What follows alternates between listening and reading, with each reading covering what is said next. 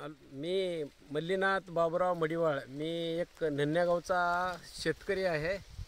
माझ्या शेतात जवळजवळ मला चौगा भावात एक जवळजवळ एक 30-32 एकर शेत आहे.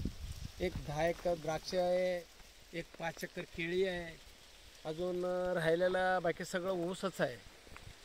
आणि आमचं ऊसच अगोदर लयच कमी निघत होतं. ह्या 2 वर्षाच्या पूर्वी सोलापूरचे कृषी विज्ञान केंद्राचे साहेब ह्यांनी येऊन आमचं नन्यागाव दत्तक घेऊन त्यांच्या मार्गदर्शनाखाली आम्हाला थोडं त्याने मार्गदर्शन केल्यामुळं सरीचं अंतर पण अगोदर 2.5-3 फूट घालत होतो.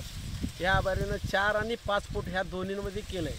आणि त्याच्यामध्ये त्यांच्या मार्गदर्शनाखाली 265चं बेणं लावलं आहे. आणि त्याच्यामधून या बारीनं आम्हाला एकरी जवळजवळ 85 टनापर्यंत ऊस गेलं आहे. जवळजवळ दुप्पट झाल्यासारखं ऊस झालं आहे.